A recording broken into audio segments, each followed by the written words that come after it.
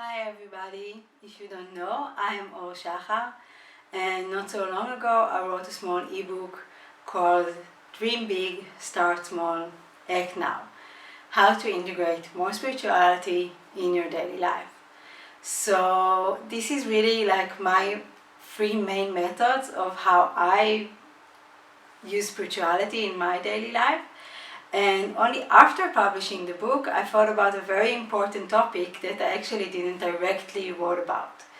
So this topic is self-forgiveness, and in today's video I want to talk about why I think it's so important and also about how to do that. So I want to start with a small quote of Yogi Bhajan. It's actually me quoting Gabby Bernstein quoting Yogi Bhajan. It's very, very interesting. So I have here the wonderful book, Miracle Now. I recommend it very, very much. And I want to read to you something from there. So Yogi Bhajan once said to a room full of his students, "The only difference between me and you is that I practice forgiving myself all day long." So I think this is very, very true. I can say definitely from my own experience. And the first reason I can say it's pretty obvious. It's because if you don't do it, there is no place for progress. You just get stuck. And when I just started, I had very big dreams of meditating every day, quite a lot, and doing quite a lot of yoga every day. And of course, it wasn't always possible or even totally impossible. But I understood pretty fast that I have to forgive myself for having these kind of plans and also for not executing my plans. And what really helped me is the understanding that you cannot make peace in ways of war. And coming from Israel, you learn this pretty fast. The only way to make peace is to kind of create new channels of dialogue. And in this case, I think it's important to open a new channel of dialogues with yourself. Because if you don't do it, what happens is just that you hold this kind of grudge against yourself, and it kind of brings a lot of bad feelings to something which is actually very positive, like spiritual practice. So in order to avoid this, you have to practice forgiving yourself. So that's the first reason. The second reason I think it's so important to forgive yourself, it's because, as I heard Kris Carr, a friend of Gabby Bernstein, said in an interview not so long ago, she said something about like, there is no wagon. Like, she talked about her own understanding of there is no wagon. Also in this connection of how she practiced and how she used spirituality in her life. And I think it's very, very much true. I find it resonated with me pretty deeply, because this wagon, it's actually just a story that we kind of make up for ourselves. And I think it has its own importance. Like, I don't think you shouldn't have a wagon from the start. I think it's important to set goals and also to seek these goals. But in the same time, it's important to remember that it's my story. And if I made it up, I can also change it. And if you ever practice like yoga asanas, like this kind of body postures that we try to hold, you will learn pretty fast that only strength doesn't get you there. Only strength doesn't keep you in the posture for very long. You need flexibility, you need to be open.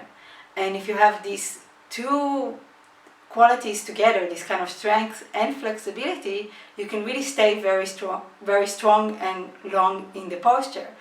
But with just strength, with just like pushing and forcing, it usually doesn't work. And even if it works, you wouldn't want to do it again. Because, yeah, I think in the end we want to become our own guru, we want to become our own spiritual friend.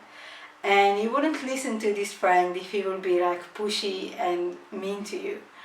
And I think a lot of teachers talk about like, you have to start with yourself. You have to start with being kind to yourself in order to really be able to be really kind to others. To be authentically kind to others, you have to be first kind to yourself. So that's like, I think, almost 3 points why I think it's very important to forgive yourself. And now I also want to talk about how to do that. So the first thing, also like Gabby said, immediately forgive yourself. That's really, really important. This kind of urgency. You have to do it immediately. You don't want even a small part of grudge to take place in your consciousness. So you immediately say, I forgive myself for not doing what I planned to do today. And if you do that, you already have the very, very good ground for the next step, which is generating healthy, non-judgmental regret. So yeah, I think many times our regret is very, very judgmental. Like if we try to think like, oh, why didn't I done it, or I regret doing that, it's very immediately brings about like very negative emotions around ourselves. And maybe we just got distracted. Maybe you really just had something better to do or something more urgent to do. So it's very important that this kind of regret will be there, but it wouldn't be like a judgmental one. That when you come to the next step and you will ask yourself, why didn't I done it? You wouldn't come to the point of just saying, because I'm stupid and lazy. Like if this is your answer, you have to go back to step one and forgive yourself. And generating a sense of regret is very important. Like we all know it, if you don't generate any kind of regret, there also will be no progress. But as I said before, like it's something that I chose to do. I'm completely voluntarily and for my own free will, this is why I'm here. So I don't want to become something like uncomfortable. So this is the second step. And the first step is making a new plan. And on the base of forgiving yourself, and on the base of generating non-judgmental regret, you can really make a really good plan. You can really look back and say, why didn't it work? Why does it work? What days are good and what days are not good for that? And then you can say, okay, on these and these days I don't do it, or maybe I do it in a different hour, maybe I do it less times a week. You need to see what works for you. And I think in the beginning there are a lot of bumps and there are a lot of mistakes that we do, but if you're really determined to do this practice and to keep with this practice, so you should really adjust your plan constantly until you have something that really sits, that really fits. And then when you have a plan which is good and it's a good fit, then things will flow automatically. That's the whole plan. So I hope that was helpful for you. I can sum it up really, really quick. So it's really important to forgive yourself, because if not, you create a blockage that just doesn't generate progress. And because it's your own rules, it's your own wagon, you can and should be flexible with it. And the way to do it is to do it immediately, to generate a non-judgmental sense of regret, and on top of that, to make a new plan. So I'm really looking forward to hear from you in the comments. I really want to know like your own struggles and how can I help you with this. And make sure to make it on my website, www.freedomyoga.info, because there I can really see it and I can really comment back. And I'm really looking forward to see you there. So have a great day. Bye bye.